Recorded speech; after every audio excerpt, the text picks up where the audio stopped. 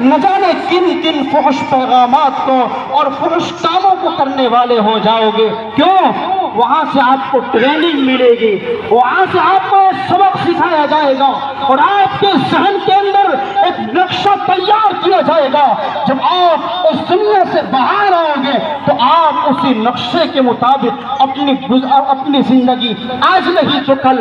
نہیں تو پرسوں گزارنا شروع کریں گے اور کوئی نہ کوئی حصہ اپنی زندگی کے اندر لے کر کے آئیں گے۔ میرے بھائیوں، صحابہ نے یہ عمل کیا تو حکومتیں بدل گئی، حکومتیں تبدیل ہو گئی، بہت سے لوگ ایمان کے اندر داخل ہوئے۔ عمر ابن خطاب رضی اللہ تعالی عنہ کا زمانہ ہے، ایران کی طرف سعد ابن وقاص رضی اللہ تعالی عنہ کو اللہ کے نبی علیہ السلام نے ایران کا چیئرمین اور اسی طریقے سے قافلے کا ایک گروہ بنا کر کے اس کو امیر بنا کر کے بھیجا اور کہا سعد ابن وقاص تم شریعت کے مطابق چانا۔ یہ سعد ابن وقاص اپنی جماعت کو لے کر کے اپنے قافلے کو لے کر کے ایران کی طرف نکل پڑے، ایران کے باہر پڑاؤ ڈالا۔ کسی بادشاہ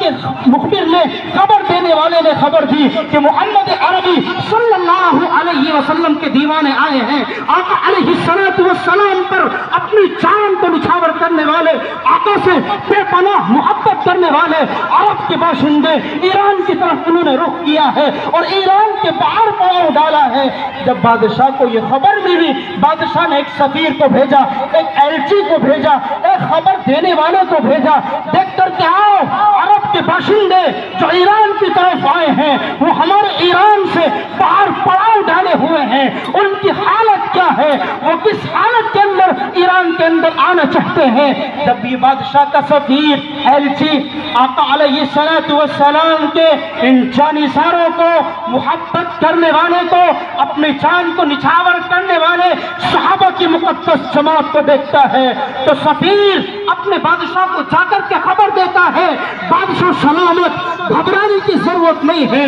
تمہارے اپنے دل کے اندر تنگی پیدا کرنے کی ضرورت نہیں ہے۔ میں محمد عربی صلی اللہ علیہ وسلم کے دیوانوں کو، مستانوں کو دیکھ کر کے آیا ہوں، ان کی حالت انتہائی کمزور، ان کی حالت انتہائی ناکارہ ہے، بدن کے اوپر اچھے کپڑے نہیں ہیں، ارے ان کو ایک وقت ہو گیا ہے وہ اپنی بیویوں سے نہیں ملے ہیں، اچھی سواریاں ان کے پاس نہیں ہے، اچھے آلات لڑنے کے اسلحہ بندوق اور تلوار ان کے پاس نہیں ہے، مختصر سا سامان سب کے پاس، جوتیاں بھی نہیں ہے، چپل بھی نہیں ہے، سواری کا بھی انتظام نہیں ہے، انتہائی خستہ حالت ہے۔ میں ان کی حالت کو دیکھ کر کے آیا ہوں۔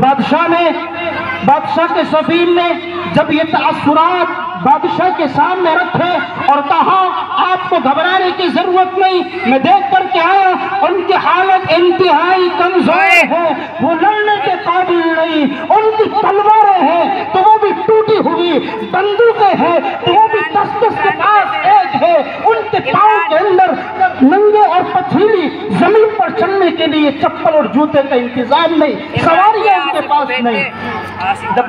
بادشاہ کے سامنے یہ تاثرات پیش کیے گئے، بادشاہ نے حکم دیا کہ جو آقا علیہ السلام کے صحابہ کی مقدس جماعت ایران کے اندر آئی ہے، ان کو آنے کا حکم دیا جائے اور کہا جائے جس راستے سے چاہتے ہو ایران کے اندر داخل ہو جاؤ۔ اور ادھر بادشاہ نے اعلان کرا دیا، پورے ایران کے اندر اعلان ہو گیا، ایران کے اندر جتنی بھی حسین دوشیزائیں ہیں، خوبصورت لڑکیاں ہیں، ان کو سجا کر کے، بجا کر کے، ان کا میک اپ کر کے، ان کو ملمت سازی کر کے ایران کے جس راستے سے صحابہ کی مقدس جماعت آئے اس راستے کے دونوں کناروں پر کھڑا کر دیا جائے۔ کیوں؟ وہ ایک وقت کے لیے اپنے بیویوں سے دور ہوئے جماعت ہیں۔ جب ہماری عورتوں کو دیکھیں گے، ہمارے محلات کو دیکھیں گے، ہماری بلند و بالا عمارتوں کو دیکھیں گے، یقیناً اپنا ایمان بیچ دیں گے، اپنا ایمان فروش کر دیں گے، اپنی زمین لٹا دیں گے اور وہ آقا علیہ السلام کی صحابیت سے نکل کر کے کفر، نعوذ باللہ، کفر اختیار کر جائیں گے۔ میرے بھائیوں، ادھر ایران کے بادشاہ نے اعلان کرا دیا اور اعلان کے مطابق جس راستے سے صحابہ کی مقدس جماعت کو آنا ہے، اس راستے کے اندر خوبصورت لڑکیوں کو پورے ایران سے اکٹھا کر کے لایا گیا اور راستے کے اور ایران کے راستوں پر کھڑا کر دیا گیا۔ میرے بھائیوں، ادھر سعد بن وقاص رضی اللہ تعالی عنہ کوئی چھوٹی موٹی ہستی نہیں، بلکہ صحابہ ہے، اور صحابہ میں بھی وہ صحابی جس کی تربیت محمد عربی صلی اللہ علیہ وسلم نے کی ہو، وہ سعد بن وقاص رضی اللہ تعالی عنہ اپنے ساتھیوں کو حکم دیتے ہیں اور سمجھاتے ہوئے کہتے ہیں، میرے بھائیوں اور صحابہ کی مقدس جماعت، تمہارا ایمان کمزور ہے، ہمارا ایمان اتنا طاقتور نہیں، تو ہو سکتا ہے جب تم ایران کے اندر جاؤ اور بادشاہ کے محل کے اندر پہنچو، ہو سکتا ہے تمہارے ایمان کو خریدنے کی، تمہارے ایمان کو چھیننے کی کوئی سازش، کوئی پلاننگ رچی گئی ہو۔ اس لیے خدا